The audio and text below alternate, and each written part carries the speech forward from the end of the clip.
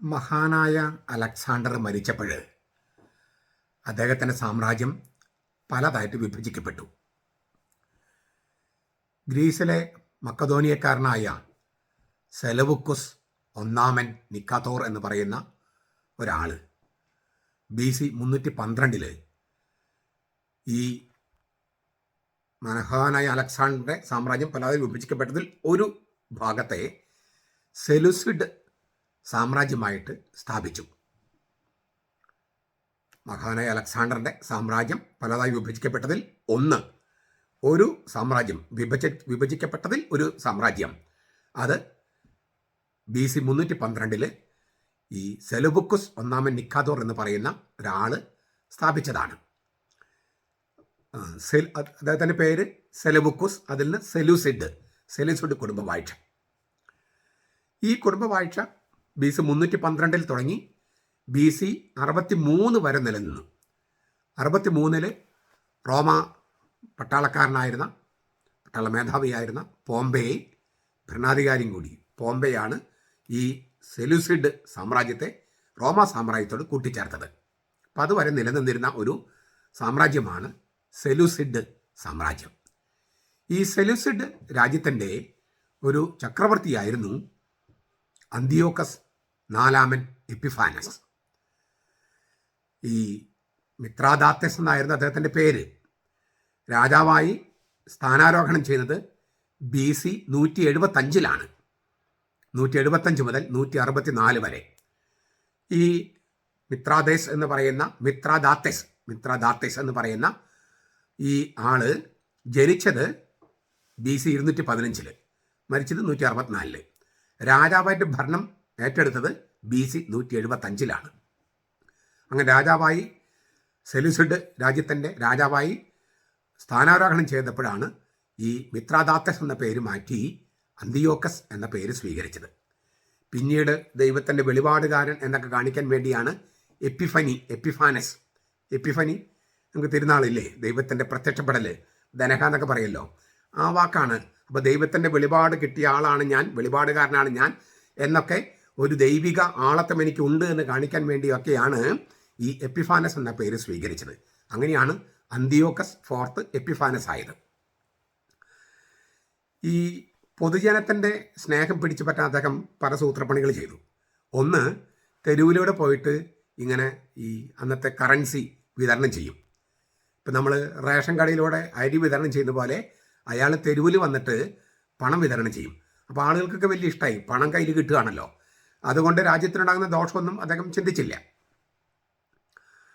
പക്ഷെ അങ്ങനെ ജനങ്ങളുടെ എല്ലാം ഈ പ്രീതി പിടിച്ചു പറ്റിയിട്ട് അദ്ദേഹം ചെയ്തത് ക്രൂരമായ കൃത്യങ്ങളാണ്. ഈജിപ്തിലെ ഭരണാധികാരിയെ ടോളമി ആക്രമിച്ചു. ഈജിപ്തിലെ ടോളമികളുടെ കീഴിലായിരുന്നു യഹൂദ എന്ന് പറഞ്ഞാൽ ജെറൂസലേം, സമരിയ തുടങ്ങിയ സ്ഥലങ്ങൾ, അവിടുത്തെ യഹൂദന്മാർ. ഈ ടോളമിമാർ യഹൂദരുടെ സംസ്കാരത്തെയും അതുപോലെ യഹൂദരുടെ മതത്തെയൊക്കെ അങ്ങേറ്റം ആദരിച്ചിരുന്നു. എന്നാൽ ഈ അന്തിയോക്കസ് എന്ത് ചെയ്തു? ടോളമിനെ ആക്രമിച്ചു. എന്നിട്ട് ടോളമികളുടെ കീഴിലായിരുന്ന ഈ യഹൂദ, സമരിയ തുടങ്ങിയ യഹൂദന്മാരെയൊക്കെ പീഡിപ്പിക്കാൻ തുടങ്ങി. ജെറുസലേം ദേവാലയം അശുദ്ധമാക്കി. യഹൂദ മതത്തിന് എന്തൊക്കെ അനുവദനീയമായിരുന്നോ അതൊക്കെ അതിനെതിരായ സംഗതികളെല്ലാം നിർബന്ധിച്ച് ചെയ്യിപ്പിച്ചു. എന്തിന്? ഒരു രസം. പക്ഷെ അതിലൂടെ അദ്ദേഹം ലക്ഷ്യം വിട്ടൊരു സംഗതിയുണ്ട്. അതായത് ഈ ഗ്രീക്ക് സംസ്കാരവും ഗ്രീക്ക് ഭാഷയും അടിച്ചേൽപ്പിക്കുക. അതിലൂടെ ഒരു ഭാഷ അടിച്ചേൽപ്പിക്കുമ്പോൾ ഉണ്ടാകുന്നത്, ഭാഷ ഒരു സംവേദന മാധ്യമം എന്നാണ് പലപ്പോഴും വിചാരിക്കുന്നത്, എ മീഡിയം ഓഫ് കമ്മ്യൂണിക്കേഷൻ, പരസ്പരം. വസ്തുതയിൽ അതല്ല. ഒരു ഭാഷ എന്ന് പറഞ്ഞാൽ ഒരു സംസ്കാരമാണ്. അപ്പോൾ ഹിന്ദി അടിച്ചേൽപ്പിക്കെന്ന് പറഞ്ഞാൽ അത് ഹിന്ദി ഭാഷ അടിച്ചേൽപ്പിക്കലല്ല പ്രശ്നം, അതും പ്രശ്നമാണ്. അതിനേക്കാൾ വലിയൊരു പ്രശ്നമാണ് ആ സംസ്കാരം അടിച്ചേൽപ്പിക്കൽ. അപ്പോൾ കേരളത്തിൻ്റെ സംസ്കാരം, തമിഴ്നാടിൻ്റെ സംസ്കാരം, കർണാടകയുടെ സംസ്കാരം, ആന്ധ്രയുടെയും തെലങ്കാനയുടെയും സംസ്കാരം, ഒറീസയുടെ സംസ്കാരം, മഹാരാഷ്ട്രയുടെ സംസ്കാരം, ഇതൊക്കെ അടിച്ചമർത്തപ്പെടും. അപ്പോൾ ഒരു ഭാഷ എന്ന് പറഞ്ഞാൽ ഒരു സംസ്കാരമാണ്. ഭാഷ അടിച്ചേൽപ്പിക്കുക എന്ന് പറഞ്ഞാൽ ആ സംസ്കാരം അടിച്ചേൽപ്പിക്കുകയും അതിൻ്റെ മതം മാത്രം നിലനിർത്തുക, അതിൻ്റെ സാംസ്കാരിക ചിഹ്നങ്ങൾ മാത്രം നിലനിർത്തുക, അതിനെതിരെ ഉള്ളതെല്ലാം പാടെ നശിപ്പിക്കുക. ഇതാണ് അദ്ദേഹത്തിൻ്റെ ഒരു നിലപാടായിരുന്നത്. അതുകൊണ്ട് യഹൂദ മതം, യഹൂദ സംസ്കാരം, അതിനെതിരെയുള്ള സംഗതികൾ നടപ്പാക്കുകയാണ് മെയിൻ പരിപാടി. അതിനു വേണ്ടിയിട്ട് അദ്ദേഹം ചെയ്തൊരു പരിപാടി അന്തിയോക്കസ് ചെയ്തത് BC 171, അതായത് രാജ്യഭാരം ഏറ്റെടുത്തിട്ട് 4 കൊല്ലം കഴിഞ്ഞപ്പോൾ യെറൂസലം ദേവാലയത്തിലെ മഹാപുരോഹിതനായിരുന്ന യാസനെ സ്ഥാനഭ്രഷ്ടനാക്കി. പകരം മെനലാവസ് എന്ന് പറയുന്ന ഒരാളെ ആക്കി. ഈ മെനലാവസ് ഒരുപാട് പൈസ, പണം, ദ്രവ്യം അന്തിയോക്സൻ കൈക്കൂലി കൊടുത്താണ് ഈ മഹാപുരോഹിത സ്ഥാനം കൈക്കലാക്കിയത്. അപ്പം അത് യഹൂദന്മാർക്ക് വല്ലാത്ത വിഷമായി. കാരണം അവരുടെ മതപുരോഹിതനായിരുന്ന മഹാപുരോഹിതനായിരുന്ന യാസനെ പുറത്താക്കി. ഈ 168 അതായത് ഈ സംഭവം കഴിഞ്ഞിട്ട് 3.5 വർഷം കഴിഞ്ഞപ്പോൾ വീണ്ടും ഈജിപ്തിലെ ടോളമിയർ ആക്രമിക്കാൻ വേണ്ടി അന്തിയോക്കസ് ഈജിപ്തിലേക്ക് പോയി. യുദ്ധരംഗത്താണ്. യുദ്ധരംഗത്ത് വെച്ച് അന്തിയോക്കസ് കൊല്ലപ്പെട്ടുവെന്ന് ഒരു ശ്രുതി ജെറൂസലമിൽ പരന്നു. ആ തക്കം നോക്കി ഈ സ്ഥാനഭ്രഷ്ടനാക്കപ്പെട്ട യാസൻ 1000 പടയാളികളുമായിട്ട് വന്ന് ജെറൂസലം നഗരം പിടിച്ചെടുത്തു. ഈ മെനലാവസ് എന്ന് പറഞ്ഞ പുതുതായിട്ട് അപ്പോയിന്റ് ചെയ്യപ്പെട്ട ഈ മഹാപുരോഹിതൻ ഓടിപ്പോയി, പ്രാണനും കൊണ്ട് ഓടിപ്പോയി. ഇപ്പം നമ്മുടെ ഹസീന നമ്മുടെ ഇന്ത്യയിലേക്ക് പ്രാണനും കൊണ്ട് പോകുന്നത് പോലെ ഓടിപ്പോയി. പക്ഷേ വാസ്തവത്തിൽ അന്തിയോക്കസ് കൊല്ലപ്പെട്ടിരുന്നില്ല. അയാൾ ഈജിപ്തിൽ തിരിച്ചു വന്നിട്ട് യഹൂദന്മാരെ ദ്രോഹിക്കാൻ തുടങ്ങി. ജെറുസലം ദേവാലയം അശുദ്ധമാക്കൽ മാത്രമല്ല, യഹൂദന്മാർക്ക് നിഷിദ്ധമായ സകല സംഗതികളും അവരെ കൊണ്ട് ചെയ്യിപ്പിക്കാൻ തുടങ്ങി. അങ്ങനെ ചെയ്യിപ്പിച്ച കൂട്ടത്തിൽ സംഭവിച്ച ഒരു കാര്യം ബൈബിളിൽ രേഖപ്പെടുത്തിയിട്ടുണ്ട്. നമുക്ക് ആ സംഗതി ഒന്ന് കേൾക്കാം. ബൈബിളിൽ രേഖപ്പെടുത്തിയിരിക്കുന്ന ഈ അന്തിയോക്കസ് ഫോർത്ത് എപ്പിഫാനസ് എന്ന് പറഞ്ഞ ആള് യഹൂദന്മാർക്കെതിരെ ചെയ്ത ഒരു സംഗതി നമുക്ക് കേൾക്കാം. ഒരിക്കൽ രാജാവ് 7 സഹോദരന്മാരെയും അവരുടെ അമ്മയെയും ബന്ധിച്ച് ചാട്ടയും ചമ്മട്ടിയും കൊണ്ട് അടിച്ച് നിഷിദ്ധമായ പന്നിമാംസം ഭക്ഷിക്കാൻ നിർബന്ധിച്ചു. അവരിൽ ഒരുവൻ അവരുടെ വക്താവെന്ന നിലയിൽ പറഞ്ഞു, ഞങ്ങളോട് എന്ത് ചോദിച്ചറിയാനാണ് നീ രാജാവ് ശ്രമിക്കുന്നത്? പിതാക്കന്മാരുടെ നിയമങ്ങൾ ലംഘിക്കുന്നതിനേക്കാൾ മരിക്കാൻ ഞങ്ങൾ ഒരുക്കമാണ്. ഇത് കേട്ട് രാജാവ് അന്തിയോക്കസ് 4 എപ്പിഫാനസ് കോപാവേശം പൂണ്ട് വറചട്ടികളും കുട്ടകങ്ങളും പഴുപ്പിക്കാൻ ആജ്ഞാപിച്ചു. ഉടനെ അവർ അങ്ങനെ ചെയ്തു. സഹോദരന്മാരും അമ്മയും കാണുകയെ അവരുടെ വക്താവിൻ്റെ നാവും കൈകാലുകളും ഛേദിക്കാനും ശിരസിലെ ചർമ്മം ഉരിയാനും രാജാവ് ഉത്തരവിട്ടു. അങ്ങനെ അവൻ തീർത്തും നിസ്സഹായനായപ്പോൾ അവന് ജീവനോടെ വറചട്ടിയിൽ പൊരിക്കാൻ രാജാവ് വീണ്ടും കൽപ്പിച്ചു. ചട്ടിയിൽ നിന്ന് പുക ഉയർന്നു. മറ്റു സഹോദരന്മാരും അമ്മയും ശ്രേഷ്ഠമായ മരണം വരിക്കാൻ പരസ്പരം ധൈര്യം പകർന്നുകൊണ്ട് പറഞ്ഞു, അവിടത്തേക്ക് തൻ്റെ ദാസരുടെ മേൽ കരുണ തോന്നും എന്ന് പാടി മോശെ ജനങ്ങൾക്ക് മുമ്പിൽ സാക്ഷ്യം നൽകിയതുപോലെ ദൈവമായ കർത്താവ് നമ്മെ കടാക്ഷിക്കുകയും നമ്മുടെ നേരെ സത്യമായും കരുണ കാണിക്കുകയും ചെയ്യുന്നു.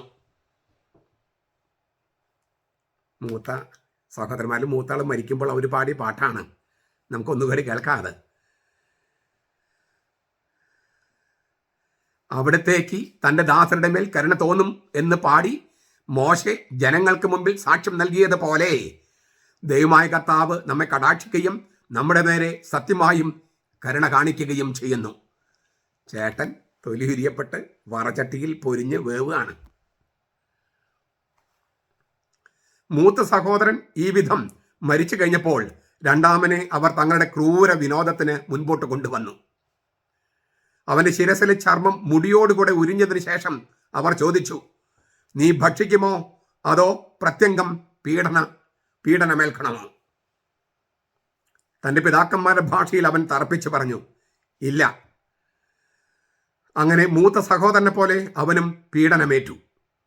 അന്ത്യശ്വാസം വലിക്കുമ്പോൾ അവൻ പറഞ്ഞു, ശപിക്കപ്പെട്ട നീച. രാജാവിനെ വിളിക്കുകയാണ്, ശപിക്കപ്പെട്ട നീച, ഈ ജീവിതത്തിൽ നിന്ന് നീ ഞങ്ങളെ പുറത്താക്കുന്നു. എന്നാൽ പ്രപഞ്ചത്തിന്റെ അധിപൻ ഞങ്ങളെ അനശ്വരമായ നവജീവിതത്തിലേക്ക് ഉയർപ്പിക്കും. അവിടുത്തെ നിയമങ്ങൾക്ക് വേണ്ടിയാണ് ഞങ്ങൾ മരിക്കുന്നത്. പിന്നീട് മൂന്നാമൻ അവരുടെ വിനോദത്തിന് ഇരയായി. അവർ ആവശ്യപ്പെട്ട ഉടനെ അവൻ സധൈര്യം കൈകളും നാവും നീട്ടിക്കൊടുത്ത് അഭിമാനപൂർവ്വം പറഞ്ഞു, ഇവ എനിക്ക് ദൈവം തന്നതാണ്. അവിടുത്തെ നിയമങ്ങൾക്ക് വേണ്ടി ഞാൻ അവയെ തുച്ഛമായി കരുതുന്നു. അവിടുന്ന് അവ തിരിച്ചു തരുമെന്ന് എനിക്ക് പ്രത്യാശയുണ്ട്. രാജാവും കൂട്ടരും യുവാവിന്റെ ധീരതയിൽ ആശ്ചര്യപ്പെട്ടു. കാരണം അവൻ തന്റെ പീഡകൾ നിസ്സാരമായി കരുതി. അവനും മരിച്ചപ്പോൾ അവർ നാലാമനെ ഈ വിധം തന്നെ നീചമായി പീഡിപ്പിച്ചു. മരണത്തോടടുത്തപ്പോൾ അവൻ പറഞ്ഞു, പുനരുത്ഥാനത്തെക്കുറിച്ച് ദൈവം നൽകുന്ന പ്രത്യാശ പുലർത്തിക്കൊണ്ട് മനുഷ്യകരങ്ങളിൽ നിന്ന് മരണം വരിക്കുന്നത് ഉത്തമമാണ്. എന്നാൽ നിങ്ങൾക്ക് പുനരുത്ഥാനമില്ല, പുതിയ ജീവിതവുമില്ല. അദ്ദേഹത്തിൻ്റെ വാക്കുകൾ നമുക്കൊന്നുകൂടി കേൾക്കാം. പുനരുത്ഥാനത്തെക്കുറിച്ച് ദൈവം നൽകുന്ന പ്രത്യാശ പുലർത്തിക്കൊണ്ട് മനുഷ്യകരങ്ങളിൽ നിന്ന് മരണം വരിക്കുന്നത് ഉത്തമമാണ്. എന്നാൽ നിങ്ങൾക്ക് പുനരുത്ഥാനമില്ല, പുതിയ ജീവിതവുമില്ല. അടുത്തതായി അവർ അഞ്ചാമനെ പിടിച്ച് മർദ്ദനം ആരംഭിച്ചു. അവൻ രാജാവിനെ നോക്കി പറഞ്ഞു, മർത്യനെങ്കിലും മറ്റുള്ളവരുടെ മേലുള്ള അധികാര നിമിത്തം നിനക്ക് തോന്നുന്നതൊക്കെ നീ ചെയ്യുന്നു. എന്നാൽ ദൈവം ഞങ്ങളുടെ ജനത്തെ പരിത്യജിച്ചെന്ന് വിചാരിക്കരുത്. അവിടുത്തെ മഹാശക്തി നിന്നെയും സന്തതികളെയും പീഡിപ്പിക്കുന്നത് താമസിയാതെ നീ കാണും. അവന്റെ വാക്കുകൾ നമുക്ക് ഒന്നുകൂടി കേൾക്കാം. മർത്യനെങ്കിലും മറ്റുള്ളവരുടെ മേലുള്ള അധികാരം നിമിത്തം നിനക്ക് തോന്നുന്നതെല്ലാം നീ ചെയ്യുന്നു. എന്നാൽ ദൈവം ഞങ്ങളുടെ ജനത്തെ പരിത്യജിച്ചെന്ന് നീ വിചാരിക്കരുത്. അവിടുത്തെ മഹാശക്തി നിന്നെയും സന്തതികളെയും പീഡിപ്പിക്കുന്നത് താമസിയാതെ നീ കാണും. പിന്നീട് അവർ ആറാമനെ കൊണ്ടുവന്നു.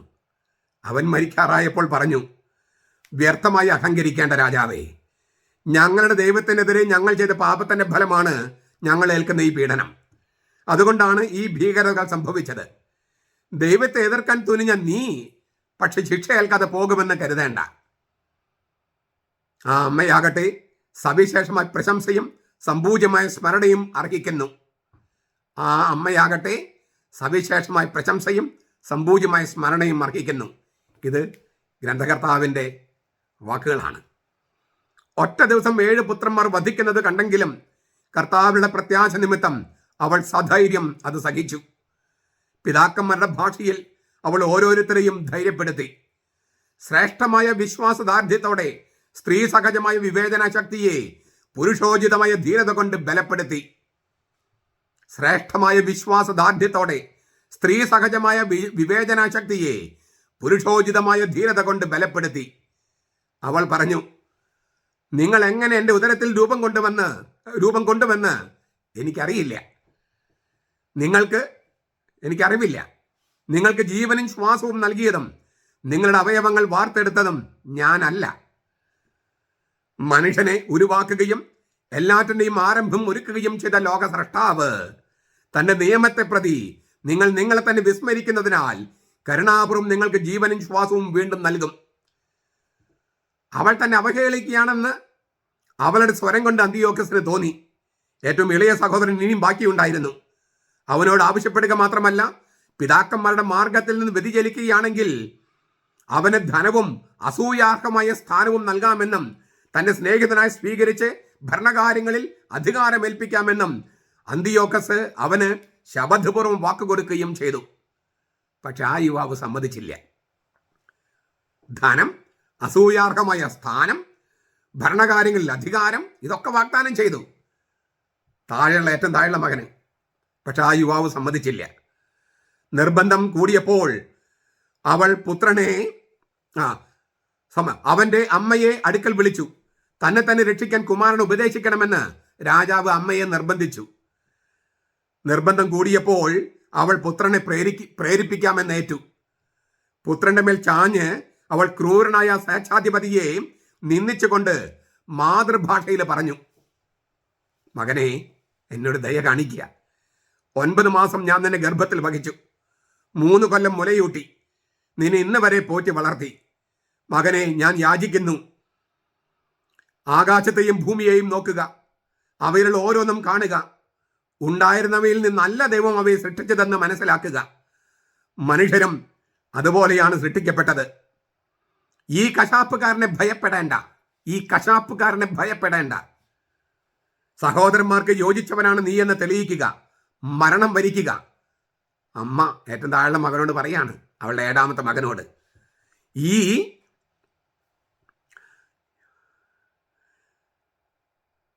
ഈ കശാപ്പുകാരനെ ഭയപ്പെടേണ്ട. സഹോദരന്മാർക്ക് യോജിച്ചവനാണ് നീ എന്ന് തെളിയിക്കുക, മരണം വരിക്കുക. ദൈവകൃപയാൽ നിന്റെ സഹോദരന്മാരോടൊത്ത് എനിക്ക് നിന്നെ വീണ്ടും ലഭിക്കാനിടയാകട്ടെ. അവൾ സംസാരിച്ച് തീർന്നയുടനെ യുവാവ് ചോദിച്ചു, നിങ്ങൾ എന്തിനാണ് വൈകുന്നത്? രാജകൽപ്പന ഞാൻ അനുസരിക്കുകയില്ല. മോശ വഴി ഞങ്ങളുടെ പിതാക്കന്മാർക്ക് ലഭിച്ച നിയമം ഞാൻ അനുസരിക്കുന്നു. ഹെബ്രായ ജനത്തിനെതിരെ സകല ദുഷ്ടതകളും പ്രവർത്തിക്കുന്ന നീ ദൈവകരങ്ങളിൽ നിന്ന് രക്ഷപ്പെടുകയില്ല. ഞങ്ങൾ പീഡനമേൽക്കുന്നത് ഞങ്ങളുടെ പാപത്തിന്റെ ഫലമായിട്ടാണ്. ജീവിക്കുന്നവനായ കർത്താവ് ഞങ്ങളെ ശാസിച്ച് നേർവഴിക്ക് തിരിക്കാൻ അല്പനേരത്തേക്ക് ഞങ്ങളോട് കോപിക്കുന്നെങ്കിലും അവിടുന്ന് തന്റെ ദാസരോട് വീണ്ടും രഞ്ജിപ്പിലാകും. പാപിയായ നീച, അങ്ങേറ്റം നികൃഷ്ടനായ മനുഷ്യ, ദൈവമക്കളുടെ നേരെ കരമുയർത്തുന്ന നീ വ്യാജ പ്രതീക്ഷകൾ പുലർത്തി വ്യർത്ഥമായി ഞെളിയേണ്ട. പാപിയായ നീച, അങ്ങേറ്റം നികൃഷ്ടനായ മനുഷ്യ, രാജാവിനോട് പറയണേ, ദൈവമക്കളുടെ നേരെ കരമുയർത്തുന്ന നീ വ്യാജ പ്രതീക്ഷകൾ പുലർത്തി വ്യർത്ഥമായി ഞെളിയേണ്ട. സർവശക്തനും സർവദർശിയുമായ ദൈവത്തിന്റെ ശിക്ഷാവിധിയിൽ നിന്ന് നീ രക്ഷപ്പെടുകയില്ല. എന്നാൽ ദൈവത്തിന്റെ ഉടമ്പടി അനുസരിച്ച് ഞങ്ങളുടെ സഹോദരന്മാർ ഹ്രസ്വകാല പീഡനങ്ങൾക്ക് ശേഷം അനുസ്യൂതം പ്രവഹിക്കുന്ന ജീവൻ പാനം ചെയ്തിരിക്കുന്നു. ഞങ്ങളുടെ സഹോദരന്മാർ ഹ്രസ്വകാല പീഡനങ്ങൾക്ക് ശേഷം അനുസ്യൂതം പ്രവഹിക്കുന്ന ജീവൻ പാനം ചെയ്തിരിക്കുന്നു. നിനക്ക് ദൈവത്തിന്റെ ന്യായവിധിയിൽ നിന്റെ ഗർവിനനുസരിച്ച് ശിക്ഷ ലഭിക്കും. ഞങ്ങൾ ജനത്തോട് കരുണ കാണിക്കണമെന്നും ദുരിതങ്ങളും മഹാമാരികളും വഴി വേഗം നിങ്ങളെ കൊണ്ട് അവിടുന്ന് മാത്രമാണ് ദൈവമെന്ന് ഏറ്റുപറയിക്കണമെന്നും ഞങ്ങളുടെ ജനത്തിന്റെ മേൽ നീതിയായി തന്നെ നിബന്ധിച്ചിരിക്കുന്ന ദൈവകോപം ഞാനും എൻ്റെ സഹോദരന്മാരും വഴി അവസാനിപ്പിക്കാൻ ഇടയാക്കണമെന്നും ദൈവത്തോട് യാചിച്ചുകൊണ്ട് എൻ്റെ സഹോദരന്മാരെ പോലെ ഞാനും ശരീരവും ജീവനും പിതാക്കന്മാരുടെ നിയമങ്ങൾക്ക് വേണ്ടി അർപ്പിക്കുന്നു. അവന്റെ നിന്നയാൽ കോപാവേശം പൂണ്ട രാജാവ് മറ്റുള്ളവരോട് എന്നതിനേക്കാൾ ക്രൂരമായി അവനോട് വർത്തിച്ചു. അവൻ തന്റെ പ്രത്യാശ മുഴുവൻ കർത്താവിൽ അർപ്പിച്ചുകൊണ്ട് മാലിന്യമേൽക്കാതെ മരിച്ചു. പുത്രന്മാർക്ക് ശേഷം അവസാനം ആ മാതാവും മരിച്ചു. മർത്ത് ശ്മോനി 7 മക്കള്. ഈ അമ്മയുടെ പേര് മർത്ത് എന്ന് വെച്ചാൽ വിശുദ്ധ ശ്മോനി. മർത്ത് ശ്മോനി എന്ന് പറഞ്ഞാൽ വിശുദ്ധ ശ്മോനി. അവളുടെ 7 മക്കള്. ഒരൊറ്റ ദിവസം 7 മക്കളും അമ്മയും വിശ്വാസത്തിന് വേണ്ടി മരിച്ചു. അവരുടെ വാക്കുകളൊക്കെ നിങ്ങളുടെ ബൈബിളിലുണ്ട്. നിങ്ങളത് വീണ്ടും വായിക്കുക. എത്ര ശക്തമാണ്! ഏത് മതത്തിലും വിശ്വസിച്ചാലും കുഴപ്പമില്ല, അത് മതമേതായാലും കുഴപ്പമില്ല, മനുഷ്യരായാൽ മതി എന്നെല്ലാം പറഞ്ഞ് വിശ്വാസത്തെ അങ്ങേയറ്റം മോശമായി ചിത്രീകരിക്കുന്ന ഒരു കാലയളവിലാണ് നമ്മൾ ജീവിക്കുന്നത്. ഇവിടെ പന്യമാംസം ഭക്ഷിക്കുക എന്നുള്ളതാണ് പ്രശ്നം. അത് യഹൂദ മതത്തിൻ്റെ. ഇപ്പോൾ പന്യമാംസം ഭക്ഷിക്കുകയോ ഭക്ഷിക്കാതിരിക്കുകയോ അതല്ല ഞാൻ പറഞ്ഞു വരുന്ന പോയിന്റ്. അതും പ്രധാനപ്പെട്ടതാണ്. ഓരോ മതത്തിനും അതിൻ്റെ രീതികളുണ്ട്. റോമായ ലേഖനത്തിൽ പൗലോസ്ലീഹ പറയുന്നുണ്ട്, റോമായിലെ സഭയിൽ ചിലർ സസ്യമാംസം മാത്രം ഭക്ഷിക്കുന്നു. അതായത് ദാനിയേലിനെ പോലെ അല്ലെങ്കിൽ തോബിത്തിനെ പോലെയൊക്കെ ആ വീരന്മാരെ അനുകരിച്ചുകൊണ്ട് ചില യഹൂദന്മാർ റോമായിൽ സസ്യം മാത്രം ഭക്ഷിച്ചു ജീവിച്ചവരുണ്ട്. അവരെ കളിയാക്കാൻ പാടില്ലെന്ന് പൗലോസ്ലീഹ പറയുന്നുണ്ട്. അതുപോലെ തന്നെ വിജാതീയ മതങ്ങളിൽ നിന്ന് ക്രിസ്ത്യാനികളായവർ റോമിൽ അവരും സസ്യം മാത്രം ഭക്ഷിച്ചു. അപ്പോൾ നമ്മുടെ കർത്താവ് വിശ്വസിച്ച് പറഞ്ഞിട്ടുണ്ട്, ലോകത്ത് എല്ലാ ഭക്ഷണ പദാർത്ഥവും ശുദ്ധമെന്ന് അവൻ പ്രഖ്യാപിച്ചു. മർക്കോസ് 7:19 എല്ലാ ഭക്ഷണ പദാർത്ഥവും ശുദ്ധമെന്ന് പ്രഖ്യാപിച്ചു. അപ്പോൾ ഏതും ഭക്ഷിക്കാം ക്രിസ്ത്യാനികൾക്ക്. പക്ഷെ ചില ഭക്ഷണം ഭക്ഷിക്കാതിരിക്കും എന്ന് വിചാരിച്ചാൽ അവരെ കളിയാക്കാൻ പാടില്ല, അവർ ദുർബലരാണെന്നോ പാപികളെന്ന് മുദ്രകുത്താൻ പാടില്ല എന്ന് പൗലോസ്ലീഹ പറയുന്നുണ്ട്. ഓരോരുത്തരും ബോധ്യങ്ങളനുസരിച്ച് ജീവിക്കട്ടെ. നമ്മുടെ കർത്താവ് വിശ്വസിക്ക് എതിരല്ലാത്ത ഏത് സംഗതികളും അതിനോട് എന്താ പറയുക, മോശമായി പ്രതികരിക്കേണ്ട കാര്യമില്ലെന്ന് പറഞ്ഞിട്ടുണ്ട്. അതേസമയം തന്നെ അതിനകത്തൊരു പോയിന്റ് ഉണ്ട്. എന്താണ്? വിശ്വാസത്തെ സംബന്ധിക്കുന്ന കാര്യങ്ങളിൽ ഒരു വിട്ടുവീഴ്ചയും പാടില്ല. വിട്ടുവീഴ്ച പാടില്ല വിശ്വാസത്തെ സംബന്ധിച്ച്. എല്ലാ വിശ്വാസം ഒന്നല്ല, എല്ലാം ഒരു വിശ്വാസമല്ലേ, ഏത് വിശ്വസിച്ചാലും ശരിയല്ലേ, എല്ലാ മതങ്ങളും ഒരുപോലെയല്ലേ എന്നൊക്കെ പറയുന്നത് ശരിയായ രീതിയല്ല. എല്ലാ മതങ്ങളും ഒരുപോലെയല്ല. ലോകത്ത് അക്രമം ചെയ്യുന്ന ഒരേ ഒരു മതമേ ഉള്ളൂ. അതിനെ മതമെന്ന് വിളിക്കാൻ പറ്റില്ല. അതൊരു രാഷ്ട്രീയ പ്രത്യയശാസ്ത്രമാണ്.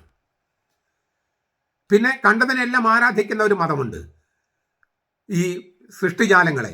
അത് ഏകസത്യ ദൈവത്തെ ആരാധിക്കുന്നത് പോലെയാണോ? അത് കൈകൊണ്ടുണ്ടായതും ഭൂമിയിലുള്ളതും ആയ സംഗതികളൊക്കെ ദൈവമായിട്ട് ആരാധിച്ചാല്.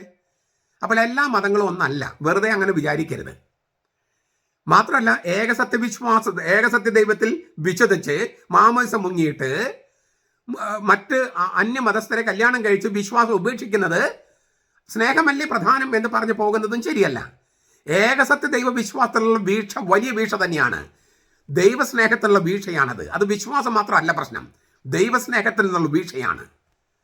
സത്യദൈവത്തെ ഒറ്റിക്കൊടുക്കുന്നതിന് തുല്യമാണത്.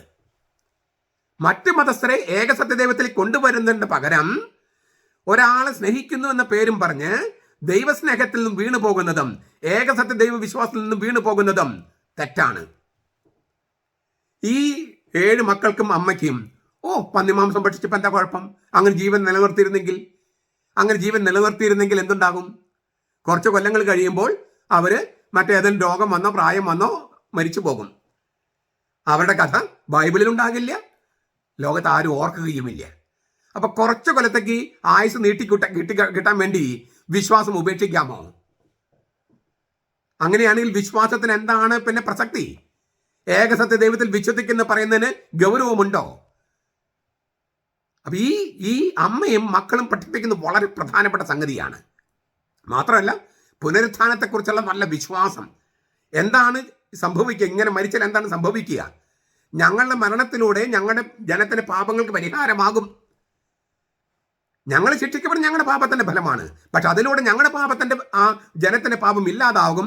നീ ദൈവത്തിനെതിരെ നിൽക്കുന്നത് കൊണ്ട് നീ നീചനായ പാപിയായിട്ട് മരിക്കുമെന്ന് രാജാവിന്റെ മുഖത്ത് നോക്കി പറയാനുള്ള ചങ്കൂറ്റം കാണിച്ചു. ഞാൻ ഇത്രയും പറയുമ്പോൾ നമ്മുടെ യഹോവ സാക്ഷികള്, പെന്തക്കോസ്തക്കാര്, ദൈവസഭക്കാര്, ബോണഗൻ ക്രിസ്ത്യൻസ്, എംബർ ഇമ്മാനുവൽ, അങ്ങനെയുള്ള ചിലരൊക്കെ നമ്മുടെ വീഡിയോ കാണുന്നുണ്ട്. അവർ പറയും ഞങ്ങളുടെ ബൈബിളിൽ ഈ പറഞ്ഞ സംഗതിയില്ല. മക്കബായരുടെ പുസ്തകം ഞങ്ങളുടെ ബൈബിളിലില്ല. ഞാൻ വായിച്ചത് 2 മക്കബായർ 7-ാം അധ്യായമാണ്. ഞങ്ങളുടെ ബൈബിളിൽ അതില്ല. അതെന്തുകൊണ്ടില്ല എന്ന് നിങ്ങളുടെ നേതാക്കന്മാരോട് ചോദിക്കൂ. 1827 വരെ നിങ്ങളുടെ ബൈബിളിലും ഈ ഗ്രന്ഥങ്ങൾ ഉണ്ടായിരുന്നു. 1827 വരെ എന്ന് വെച്ചാൽ മാർട്ടിൻ ലൂതർ പ്രിന്റ് ചെയ്ത ബൈബിളിൽ പോലും ഈ പുസ്തകങ്ങൾ ഉണ്ടായിരുന്നു. മാർട്ടിൻ ലൂതർ 1525 ബൈബിൾ ജർമ്മൻ ഭാഷയിൽ തർജ്ജമ ചെയ്തപ്പോൾ ഈ 7 പുസ്തകങ്ങൾ, ഡെയൂട്രോ കാനോനിക്കൽ എന്ന കത്തോലിക്കരും അപ്പോക്രിഫ എന്ന് പ്രൊട്ടസ്റ്റന്റുകാരും പറയുന്ന ആ 7 പുസ്തകങ്ങളും മാർട്ടിൻ ലൂതറിന്റെ ബൈബിളിൽ ഉണ്ടായിരുന്നു. അതൊക്കെ സെപ്പറേറ്റ് ബ്ലോക്ക് ആക്കി വെച്ചിട്ട് അപ്പൻഡിക്സ് എന്ന് പറഞ്ഞിട്ട് ഇട്ടു. അപ്പോഴും അദ്ദേഹത്തിന്റെ ബൈബിളിലും ഈ 7 പുസ്തകങ്ങൾ ഉണ്ടായിരുന്നു. 1827 വരെ ലോകത്തിലെ എല്ലാ ബൈബിളിലും ഈ 7 പുസ്തകം ഉണ്ടായിരുന്നു. 1827 ബ്രിട്ടീഷ് ബൈബിൾ സൊസൈറ്റി ഈ 7 ഗ്രന്ഥങ്ങൾ ബൈബിളിൽ നിന്ന് നീക്കം ചെയ്തത്. എന്തുകൊണ്ട് നീക്കം ചെയ്തു? അതിനകത്ത് മരിച്ചവർക്ക് വേണ്ടിയുള്ള പ്രാർത്ഥനയുണ്ട്. അതിൽ പുനരുത്ഥാനത്തെക്കുറിച്ച് സംസാരിച്ചിട്ടുണ്ട്. ഇതൊക്കെ കത്തോലിക്ക സഭയിലുള്ളതാണ്. കത്തോലിക്ക സഭയിലുള്ളത് നമുക്കുണ്ടായാൽ നമ്മളും കത്തോലിക്ക തമ്മിൽ എന്ത് വ്യത്യാസം? അതുകൊണ്ട് കത്തോലിക്കർ വിശ്വസിക്കുന്ന കാര്യങ്ങളൊന്നും വിശ്വസിക്കുന്നില്ലെന്ന് കാണിക്കാൻ 7 ഗ്രന്ഥങ്ങൾ 1827 പ്രൊട്ടസ്റ്റന്റുകാര് ബൈബിളിൽ നിന്ന് നീക്കം ചെയ്തു. എന്നിട്ട് ഒരു കല്ല് വെച്ച നുണ പ്രചരിപ്പിച്ചു. എന്താണ്? ഈ 7 ഗ്രന്ഥങ്ങൾ ബൈബിളിൽ ഉണ്ടായിരുന്നില്ല, അത് കത്തോലിക്കർ കൂട്ടിച്ചേർത്തതാണ്. കല്ല് വെച്ച നുണ. ബൈബിൾ പഠിക്കുന്നതിൽ കത്തോലിക്കർ കുറച്ച് പുറകിലായിരുന്നു, അതിന് ചരിത്രം പഠിക്കുന്നതിൽ. അതുകൊണ്ട് ഇവർ കല്ല് വെച്ച നുണയാണ് പറയുന്നതെന്ന് കുറച്ച് കത്തോലിക്കർക്ക് മനസ്സിലായില്ല. അവര് അല്ലെങ്കിൽ തന്നെ ചില അച്ഛന്മാരുടെ ദേഷ്യമുണ്ട്, ചില മെത്രാന്മാരുടെ ദേഷ്യമുണ്ട്, പിന്നെ വിശ്വാസത്തെ ഗൗരവമായിട്ട് എടുത്തിട്ടില്ല. അതുകൊണ്ട് അവരെ ഈ പറഞ്ഞ പെന്തക്കോസ്തക്കാരും യഹോവ സാക്ഷികളും ചാക്കിട്ട് പിടിച്ച് കൊണ്ടുപോയി. ഇപ്പൊ അവർക്ക് സത്യം മനസ്സിലായി തിരിച്ചു വരുമെന്ന് ഞാൻ വിചാരിക്കുന്നു. ചിലര് സത്യത്തെ എതിർക്കാൻ വേണ്ടി വന്നിരിക്കുന്നുണ്ട്. ഇരിക്കട്ടെ, സത്യം എന്നായാലും പുലരും. 5-6 പേര് കമന്റ് ഇട്ടതുകൊണ്ടോ 5-6 പേര് കത്തോലിക്ക സഭയിൽ നിന്ന് പോയത് കൊണ്ടോ ഈ സത്യം ഒന്നും ഇല്ലാതാകില്ല. ചരിത്ര സത്യത്തെ ഒന്നും നിഷേധിക്കാൻ കഴിയില്ല. ചരിത്രത്തോടും സത്യത്തോടും വചനത്തോടും കൂറ് പുലർത്തുന്നവരുണ്ടെങ്കിൽ കത്തോലിക്ക സഭയിലേക്ക് തിരിച്ചു വരിക. നിങ്ങൾക്ക് വേണമെങ്കിൽ പ്രൊട്ടസ്റ്റന്റ് പണ്ഡിതന്മാരൊക്കെ ചോദിക്കാം. ഇപ്പൊ അവര് ഇറക്കുന്ന ബൈബിളിലെല്ലാം ഈ 7 പുസ്തകങ്ങളുടെ കമന്ററി ഉണ്ട്. എല്ലാ വർഷവും ഏതാണ്ട് 1 ലക്ഷം രൂപയോളം 1 ലക്ഷം രൂപയോളം ഞാൻ പുസ്തകങ്ങൾ വാങ്ങിക്കാൻ വേണ്ടി, ബൈബിൾ കമന്ററികളൊക്കെ വാങ്ങിക്കാൻ വേണ്ടി ചെലവഴിക്കുന്ന ആളാണ്. എനിക്കപ്പോൾ സാമാന്യം ഭേദപ്പെട്ട വലിയ ലൈബ്രറി ഉണ്ട്. ആ ലൈബ്രറിയിൽ വളരെയധികം പുസ്തകങ്ങളും പ്രൊട്ടസ്റ്റന്റുകാരുടെ കമന്ററികളാണ്. പക്ഷെ ആ പ്രൊട്ടസ്റ്റന്റ് ദൈവശാസ്ത്രജ്ഞന്മാരും ഈ പുസ്തകങ്ങളെക്കുറിച്ചും കമന്ററി എഴുതിയിട്ടുണ്ട്. എന്താ കാര്യം? കുറച്ച് കൊല്ലങ്ങൾ കൂടി കഴിയുമ്പോൾ പ്രൊട്ടസ്റ്റന്റുകാരുടെ ബൈബിളിലും ഈ 7 പുസ്തകങ്ങൾ കാനോനികമായിട്ട് അംഗീകരിച്ച് വരും. യഹൂദന്മാർ ഇത് സ്വീകരിക്കാതിരുന്നതിന് കാരണം ഇവയെല്ലാം എഴുതപ്പെട്ടത് ഗ്രീക്കിലാണെന്ന് അവർ വിചാരിച്ചു. 1947 നമുക്ക് ഇന്ത്യക്ക് സ്വാതന്ത്ര്യം കിട്ടിയ വർഷമാണ് ഇതിൻ്റെ അരാമിയ ഭാഷയിലും ഹീബ്രു ഭാഷയിലും പതിപ്പുകൾ കിട്ടിത്തുടങ്ങിയത്. 1947 കുമ്രാൻ എന്ന് പറയുന്ന യെറൂസലമിൽ നിന്ന് 20 കിലോമീറ്റർ അപ്പുറത്തെ കുമ്രാൻ എന്ന് പറയുന്ന സ്ഥലത്ത് അവിടെ നിന്നാണ് നമുക്ക് ഇതിൻ്റെ കയ്യെഴുത്ത് പ്രതികൾ കിട്ടിയത്. അത് ഒറിജിനൽ കയ്യെഴുത്ത് പ്രതികൾ ക്രിസ്തുവിന് മുമ്പുള്ള കാലത്തുള്ള സംഗതികളാണ് പറയണേ. ഈ അന്തിയോക്കസ് എപ്പിഫാനസിന്റെ കാലത്ത് ഇല്ലേ കുറെ യഹൂദന്മാർ ഈ പറഞ്ഞ കുമ്രാനിലേക്ക് പോയി അവർ സൂക്ഷിച്ചു വെച്ച കയ്യെഴുത്ത് പ്രതികൾ നമുക്ക് കിട്ടിയത് 1947 2100 വർഷം കഴിഞ്ഞിട്ട്. ആ കയ്യെഴുത്ത് പ്രതികളിൽ പലതും ഹീബ്രു ഭാഷയിലും അരാമിയ ഭാഷയിലുമാണ്. അങ്ങനെയാണ് ഈ പണ്ഡിതന്മാര്, യഹൂദ പണ്ഡിതന്മാരും പ്രോട്ടസ്റ്റന്റ് പണ്ഡിതന്മാരും ഒക്കെ ഇത് കാനോനികമാണ്, ഈ അപ്രാമാണികമല്ല, ഡെയൂട്രോ കാനോനിക്കൽ പുസ്തകം കാനോനികമാണ് എന്ന് അംഗീകരിക്കാൻ തുടങ്ങിയത്. കത്തോലിക്ക സഭയുടെ നിലപാട് അന്ന് ഇന്നും ഒരുപോലെയാണ്. ഒരാൾക്ക് ഇഷ്ടമില്ലാത്ത ഗ്രന്ഥം ആ ഗ്രന്ഥത്തിൽ പറഞ്ഞിരിക്കുന്ന കാര്യങ്ങൾ എനിക്ക് ഇഷ്ടമല്ല എന്ന് പറഞ്ഞിട്ട് ബൈബിളിൽ അങ്ങനെ ഓരോരുത്തർ നീക്കം ചെയ്യാൻ തുടങ്ങിയാൽ ശരിയാകുമോ? മാർട്ടിൻ ലൂതറിന് ഇഷ്ടമില്ലാത്തത് മാർട്ടിൻ ലൂതർ നീക്കി, പിന്നെ പെന്തക്കോസ്തുകാർക്ക് ഇഷ്ടമില്ലാത്തത് അവർ നീക്കി. അങ്ങനെ ഓരോരുത്തർ നീക്കാനുള്ളതാണോ ബൈബിള്? നമുക്ക് മനസ്സിലാക്കാൻ പ്രയാസമുണ്ടെന്നോ അംഗീകരിക്കാൻ പ്രയാസമുണ്ടെന്നോ കരുതി ഓരോരുത്തരും തോന്നിയ പോലെ നീക്കം ചെയ്യുകയാണോ? അങ്ങനെ പാടില്ല എന്നാണ് ട്രെൻഡ് സുഗുണദോസ് പറഞ്ഞത്.